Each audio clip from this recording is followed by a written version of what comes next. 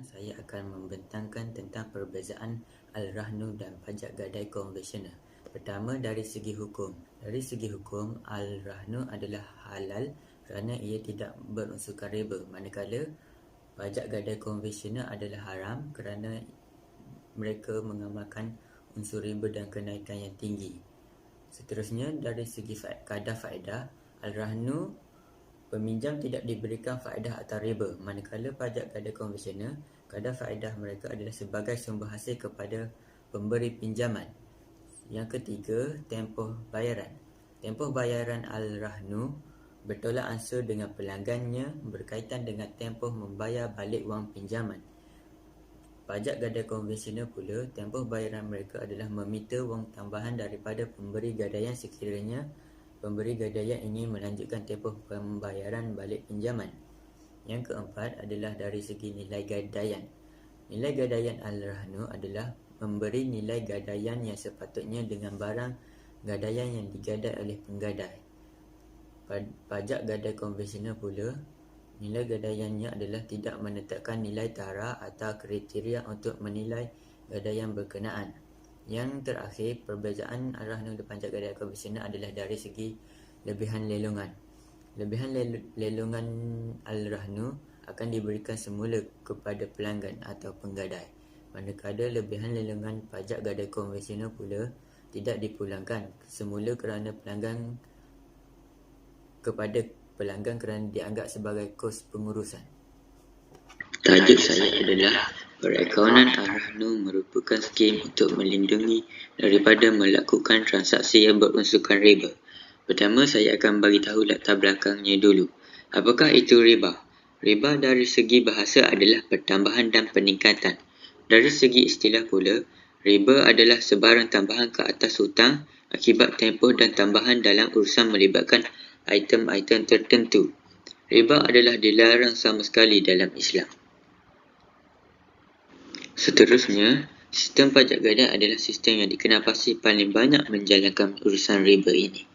Dalam sistem pajak gadai konvensional pula, faedah dikenakan ke atas penggadai dan penggadai terpaksa membayar jumlah yang lebih tinggi daripada jumlah asalnya. Jelas sekali bahawa bayaran faedah atau kenaikan ini merupakan riba yang dilarang sama sekali dalam Islam. Seterusnya, untuk membolehkan sistem pajak gadai yang diamalkan selaras dengan hukum Islam, urus niaga faedah dan riba adalah diharamkan sama sekali. Perkembangan pajak gadai Islam iaitu al-rahnu ini di Malaysia dan kewujudannya telah mencetuskan fenomena yang sangat baik sehingga membuka mata lebih banyak pihak untuk mewujudkan skim ini. Seterusnya, saya akan memberitahu tentang cabaran. Pertama, pada zaman sekarang, premis pajak gadai milik bukan Islam telah mengenakan cas riba kepada pelanggan.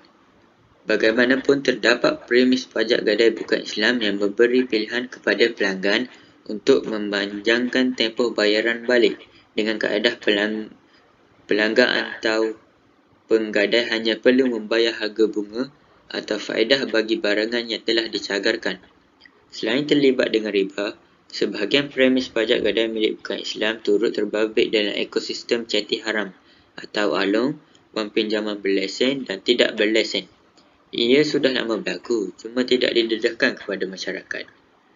Seterusnya, cabaran yang kedua adalah terdapat banyak perkhidmatan yang tidak selaras dengan undang-undang dan bercanggah dengan akhlak Islam yang sedang memenuhi jurang penawaran perkhidmatan kewangan kepada masyarakat dalam kelompok berpendapatan rendah. Terdapat bilangan yang agak lumayan mendapatkan perkhidmatan yang sah bagi tujuan yang dianggap produktif, terutamanya bagi keperluan perniagaan.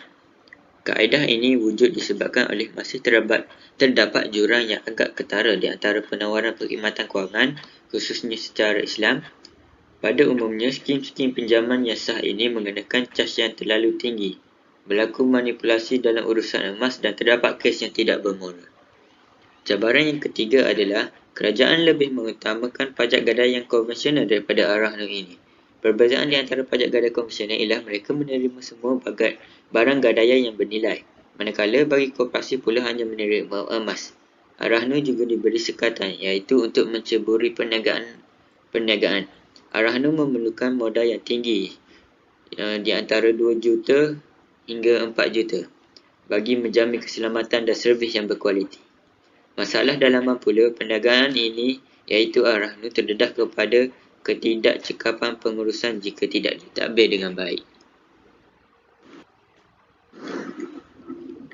Selain itu, saya akan membentangkan tentang implikasi. Implikasi yang pertama, Islam mengharamkan amalan riba ini kerana ia mempunyai implikasi yang besar ke atas kehidupan manusia. Antaranya, amalan riba akan merosakkan kemaslahatan dunia. Riba mendorong pengamalnya hidup senang lena tanpa bekerja dan berusaha, sedangkan Islam menggalakkan umatnya untuk berusaha dan bekerja. Ia merupakan penindasan terhadap orang-orang miskin di mana pihak pemberi hutang akan bertambah kaya sementara penerima hutang akan bertambah miskin dan tertekan. Ini akan mewujudkan ketidaksamaan di dalam masyarakat.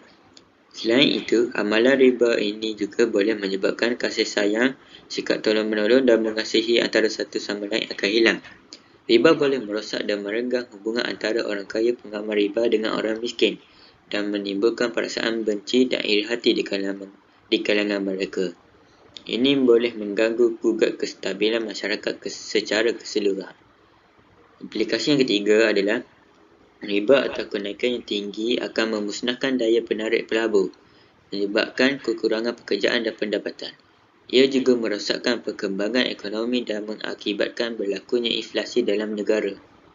Riba diperoleh tanpa mengusahakan sesuatu dan meletakkan kesemua risiko ke atas bahu peminjam. Cara mengatasinya.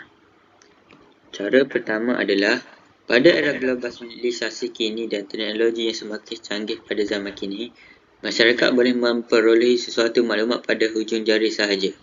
Kewujudan skim Ar-Rahnu ini dapat membantu ramai masyarakat Malaysia yang memerlukan wang tunai segera. Skim ini bukan sahaja dapat membantu golongan yang berpendapatan rendah, tetapi juga golongan masyarakat yang lain yang memerlukan pinjaman mikrokredit yang cepat tanpa ada unsur riba, serta menguntungkan kedua-dua belah pihak. Kehadirannya bukan untuk membebankan umat tetapi untuk memberikan kemudahan kepada mereka. Oleh itu, masyarakat dapat mengetahui lebih mendalam terhadap Ar-Rahnu apabila mereka mencari maklumat di laman sosial. Terdapat banyak kelebihan skim ini daripada pajak gadai konvensional. Seterusnya, kelebihan yang paling penting adalah skim pajak gadai yang tidak berunsurkan riba ini. Masyarakat boleh memastikan yang skim ini adalah tidak berunsurkan riba dengan membaca tentang Ar-Rahnu ini di dalam laman web yang sah. Jika masyarakat mengetahui dengan lebih lanjut tentang skim ini, mereka akan memilih skim pajak gadai ini sebagai pilihan berbanding skim pajak gadai yang konvensional. Cara mengatasi yang ketiga adalah, pihak kerajaan juga boleh membantu untuk memberitahu tentang kelebihan skim Ar-Rahnu ini. Pihak kerajaan boleh mengadakan kempen tentang kelebihan skim pinjaman mengikut syariat Islam, iaitu tidak mengamalkan riba dalam pajak gadai. Dengan langkah ini, masyarakat akan lebih mengetahui tentang skim tersebut.